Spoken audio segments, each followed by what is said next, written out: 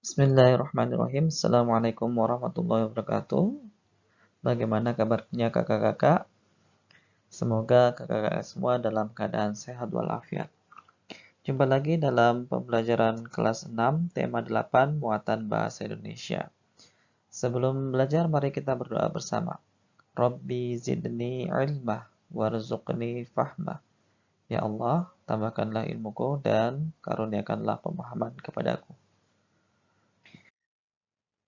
Allah Subhanahu wa taala berfirman dalam surat Al-Hujurat ayat 6, "Hai orang yang beriman, jika datang kepadamu orang fasik membawa suatu berita, maka periksalah dengan teliti agar kamu tidak menimpakan suatu musibah kepada suatu kaum tanpa mengetahui keadaannya, yang menyebabkan kamu menyesal atas perbuatan itu."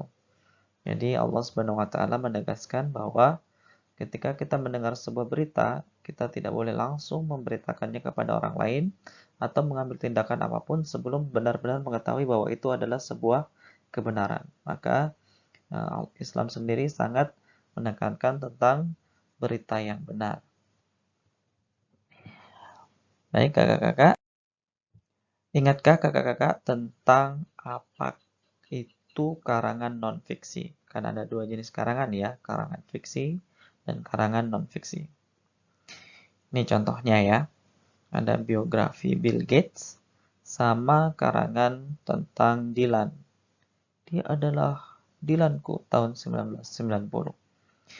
Dari kedua karangan ini ya, dari artikel atau karya ini kita bisa mengetahui bahwa salah satunya merupakan karangan fiksi dan salah satunya merupakan karangan non-fiksi.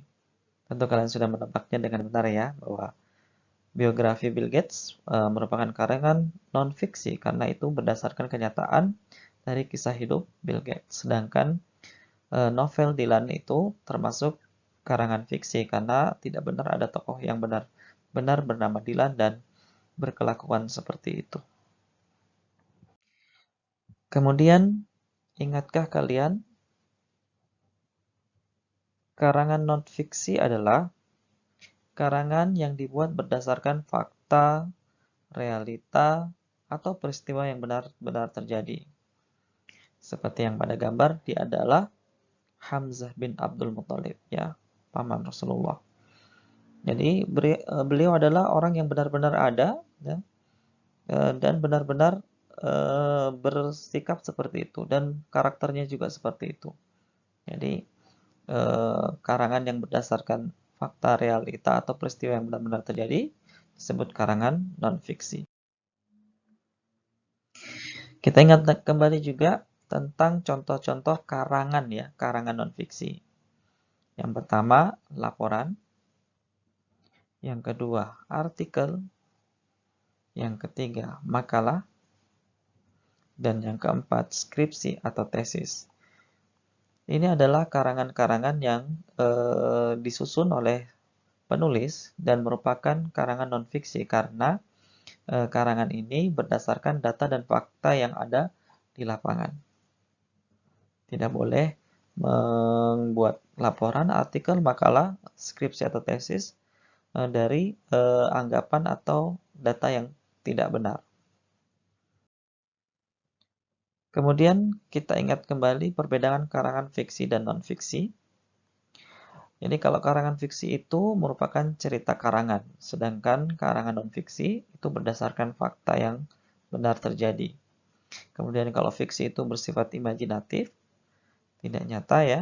Kemudian kalau non-fiksi bersifat informatif atau memberikan suatu informasi.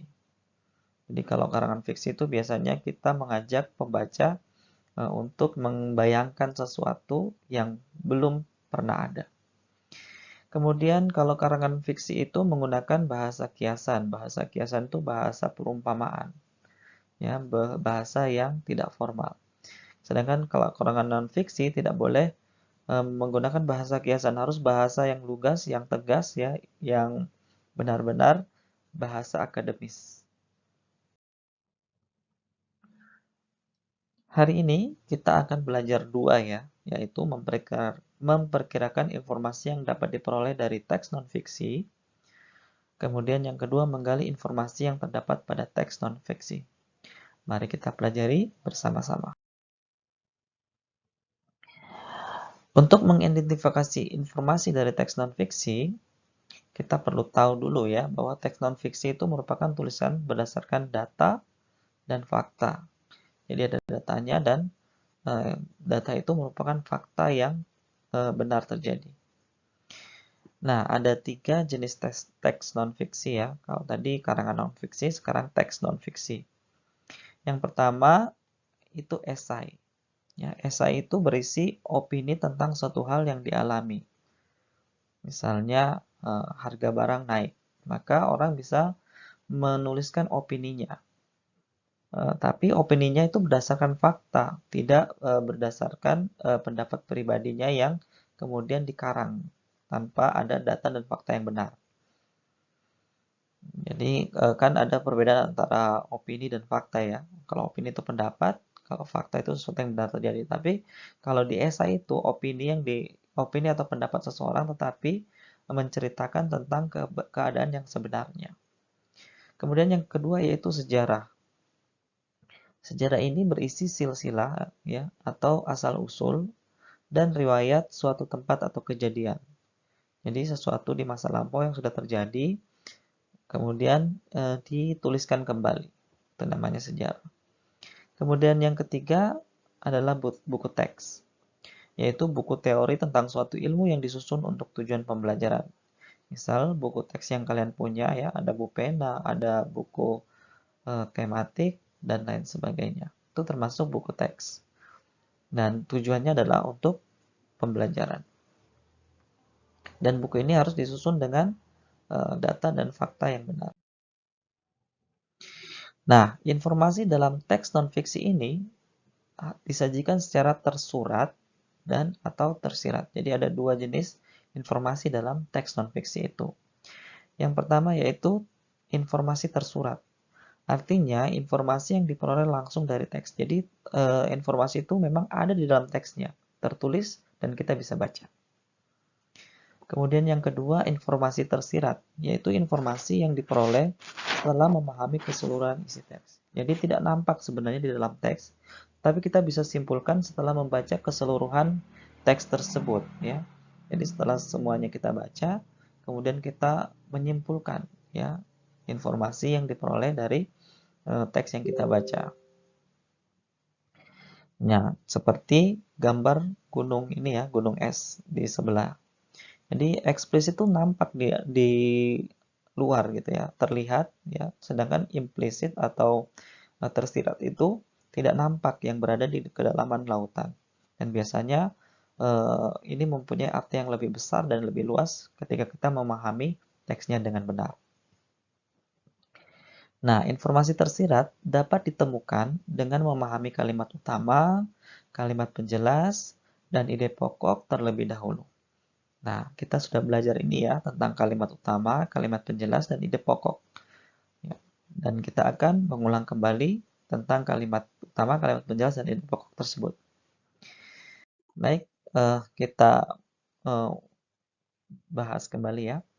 Gagasan pokok atau ide pokok, ya main idea itu adalah pikiran yang menjadi dasar pengembangan suatu paragraf. Jadi sebuah paragraf, sebuah teks, yaitu harus mempunyai ide pokok dulu, sesuatu yang ingin dibicarakan.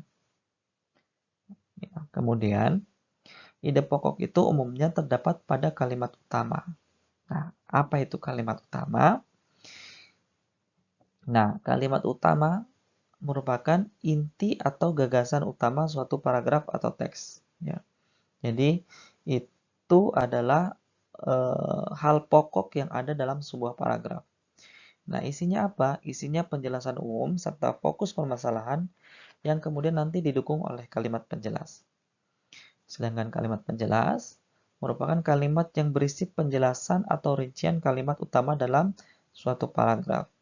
Jadi dijabarkan kembali ya kalimat utama, kemudian dijabarkan kembali menjadi kalimat-kalimat untuk mendukung pernyataan dalam kalimat utama. Misalnya dalam gambar ini, berarti kalau ada pokok itu yang utama, kemudian jari-jari ini adalah detail-detailnya atau kalimat-kalimat penjelas dan kalimat utamanya. Jadi dari ide pokok dijabarkan dalam berbagai kalimat ya, beberapa kalimat. Selanjutnya adalah ringkasan dan simpulan dalam teks non-fiksi. Jadi ada perbedaan dari ringkasan dan simpulan ya. Nah, kalau ringkasan itu penyajian teks dalam bentuk yang singkat tanpa mengurangi informasi dari teks. Jadi kita menulis kembali ya isi teks tersebut ya dalam bentuk yang singkat. Itu namanya ringkasan. Sedangkan simpulan adalah makna tersirat dari hal yang dijelaskan dalam teks. Ya, jadi informasi tersirat tadi ya. Nah, kemudian simpulan menjelaskan keseluruhan isi teks secara singkat dalam bentuk pernyataan. Jadi setelah dibaca keseluruhan teksnya, kemudian kita membuat kesimpulan dengan kata-kata kita sendiri ya dalam bentuk pernyataan. Kalau ringkasan kan kita memperpendek gitu ya, kita menuliskan kembali informasi-informasi penting yang tersirat dalam teks tersebut. Sedangkan kalau simpulan kita harus memahami dulu isi teks tersebut, kemudian kita menuliskan kembali dengan bahasa kita sendiri. Itu namanya simpulan. Bagaimana cara membuat ringkasan dari sebuah teks non-fiksi? Ya, yang pertama kita harus membaca teks secara berulang. Tujuannya apa? Supaya kita bisa memahami ya benar-benar isi dari teks tersebut. Ya, kita bisa menemukan kalimat utama dan ide pokok dari apa yang kita baca. Kemudian kita yang kedua adalah mencatat informasi pentingnya. Jadi setelah membaca, kemudian mencatat informasi pentingnya dari teks tersebut. Setelah mendapatkan informasi-informasi penting dari teks tersebut, nah kemudian kita menyusun kalimat dari informasi-informasi tersebut. Nah, informasi penting pada teks non-fiksi itu bisa didapat dengan cara yang pertama, membaca intensif. Yaitu membaca dengan sungguh-sungguh ya, tanpa ada gangguan dari yang lain ya, untuk memperoleh informasi secara lengkap. Tidak sebagian-sebagian. Jadi intensif itu berarti dari awal sampai akhir kita baca dengan sungguh-sungguh. Kemudian yang kedua membaca tanda. Jadi kita beri tanda-tanda pada kalimat penting dengan garis bawah misalnya atau diberikan warna. Kemudian selanjutnya kalau kata-kata itu kita tidak mengerti ya, kita tidak pahami dan kita anggap penting, maka kita cari maknanya dalam KBBI. Dan kemudian yang ketiga adalah dengan membuat pertanyaan, yaitu menggunakan kata tanya yang sudah kita pelajari sebelumnya, yaitu adik Simba. Apa, di mana, kapan, siapa, mengapa, dan bagaimana. Untuk mengetahui isi teks. Jadi kita bisa tahu sebuah informasi dan bisa menjelaskannya jika kita bisa menjawab pertanyaan-pertanyaan dari adik Simba, yaitu apa, di mana, kapan, siapa, mengapa, dan bagaimana. Ya, itu saja materi kita pada hari ini. Terima kasih sudah memperhatikan materi dengan benar. Selanjutnya kalian akan Ustadz berikan tugas ya berupa keterampilan maupun pengetahuan di Assalam Learning. Selamat mengerjakan. Terima kasih. Assalamualaikum warahmatullahi wabarakatuh.